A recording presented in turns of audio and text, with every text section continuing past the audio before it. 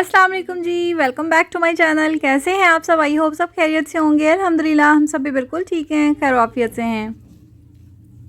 आज का व्लॉग मैंने स्टार्ट किया है दोपहर के टाइम पे। ज़ावियर स्कूल से पढ़ के आ चुका है, आके कपड़े वगैरह चेंज किए और उसके ज़ावियर ने नानी के घर लाज़मी चक्कर लगाना होता है, यानी कि देखना होता है कि खाला बेबी क्या कर रही हैं, मैं एक दफ़ा देख कर आऊँगा।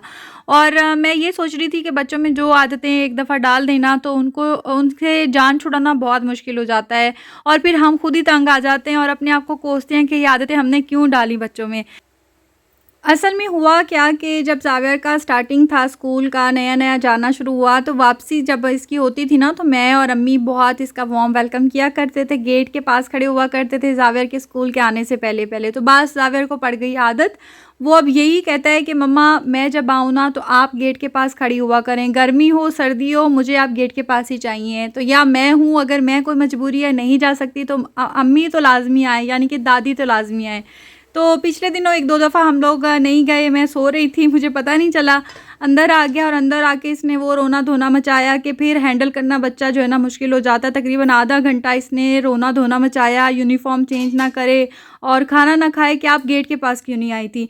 इसलिए भई सोच समझ के बच्चों में जो है ना आदतें डेवलप करें ताकि आगे जाके आपको मसला ना हो।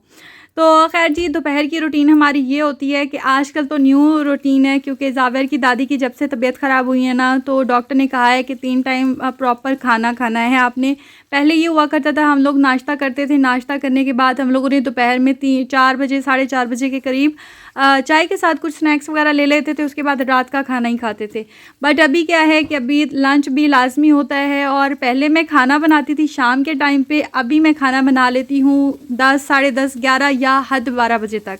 दोपहर के 12 बजे मैंने जो भी खाना बनाना होता है बना के रख देती हूँ ताकि इनको मसला ना हो, कोई कुछ भी खाना है, रोटी खानी है, क्योंकि रोटी खानी है, चावल तो खाने नहीं होते।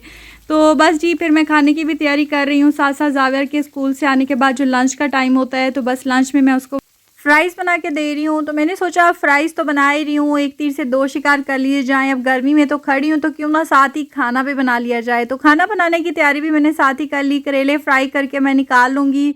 कीमा जो है वो मैंने कुकर में चढ़ा दिया गलने के लिए। कीमा करेले बनाऊँगी मैं, बहुत ही मज़े के बनते हैं। गर्मियों में कुछ ऐसी सब्ज़ियाँ जो बहुत अच्छी लगती हैं, जैसे कि कीमा करेले, आलू करेले हो गया और इस तरह कद्दू हो गया, टिंडे हो गए, इस तरह की सब्ज़ियाँ मुझे सारी बहुत पसंद है।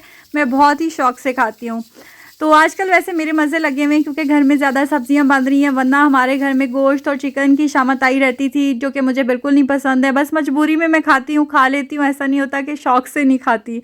तो ख़ैर जी, यहाँ 1 बज गया है, अम्मी सो रही हैं, तबीयत उनकी अल्हम्दुलिल्लाह पहले से काफ़ी बेहतर है और ज़ावियर को मैंने खाना खिला दिया था। खाना खिलाने के बाद मैं आ गई थी वापस किचन में, मैंने ज़ावियर को सुला भी दिया था। अब जो है सेकंड स्टेप मैं कर लूँगी, यानी प्याज फ्राई करने वाला काम। ना प्याज हमेशा करेले हों या भिंडी हो ज़्यादा जाते हैं इस तरह की सब्ज़ियों में, स्पेशली गर्मियों की जितनी भी सब्ज़ियाँ होती हैं प्याज ज़्यादा जाते हैं इनमें और प्याज वैसे भी आजकल बहुत महंगे हैं। तो खैर जो काम करना होता है, जो बनाना है वो तो बनाना ही है, महंगा हो या सस्ता, क्या रोना महंगाई का। महंगाई तो ऐसी है कि जान छोड़ने का नाम ही नहीं ले रही।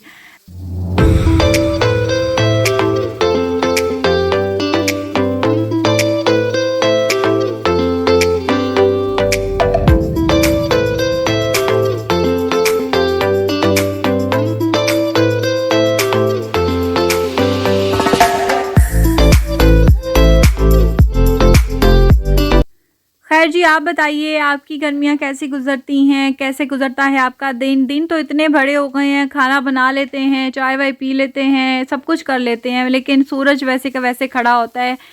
यहाँ तक कि पौने 6 बजे भी सूरज होता है और मैं इतनी हैरान हो रही थी कि अभी से इतने बड़े दिन हो गए, अभी तो जून आना है।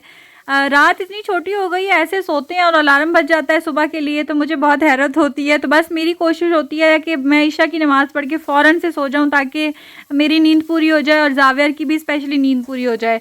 जब बच्चे को छुट्टी होती है ना तो तब वो जल्दी सोना शुरू कर देते। ज़ावियर की तो ये आदत है ना, उसको जब नेक्स्ट डे छुट्टी होगी ना तो उसने कहना है मम्मा मुझे नींद आ रही है, जल्दी सो जाता है।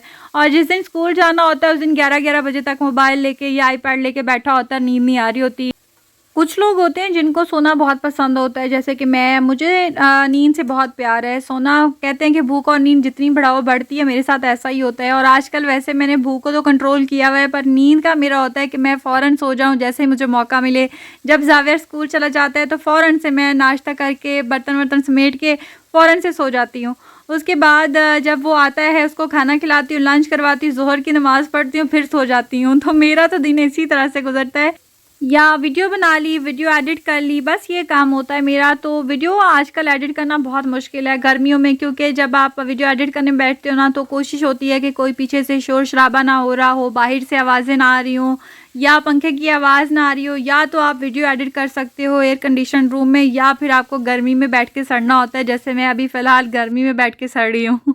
पंखा भी बंद है और कमरे में जो हैं दोनों रूम्स हैं, मामू अपने रूम में सो रहे हैं, ज़ाविर अपने रूम में सो रहा है, तो मैं ड्राइंग रूम में बैठ के अभी वीडियो बना रही हूँ। और इसलिए इस टाइम पे वीडियो बनाना दोपहर के टाइम पे ज़्यादा सही इसलिए रहता है कि बाहर से आवाज़ें नहीं आ रही होती, वरना ड्राइंग रूम जो है ना वो रोड के साथ है, तो बाहर जो भी आवाज़ें आती हैं या रिक्शे वगैरह गुजरते हैं तो वो फिर आप लोगों को मेरी आवाज़ सही से क्लियरली नहीं आ रही होगी, क्योंकि मैं अभी माइक यूज़ नहीं करती हूँ, माइक के बगैर ही मैं वीडियो बनाती हूँ।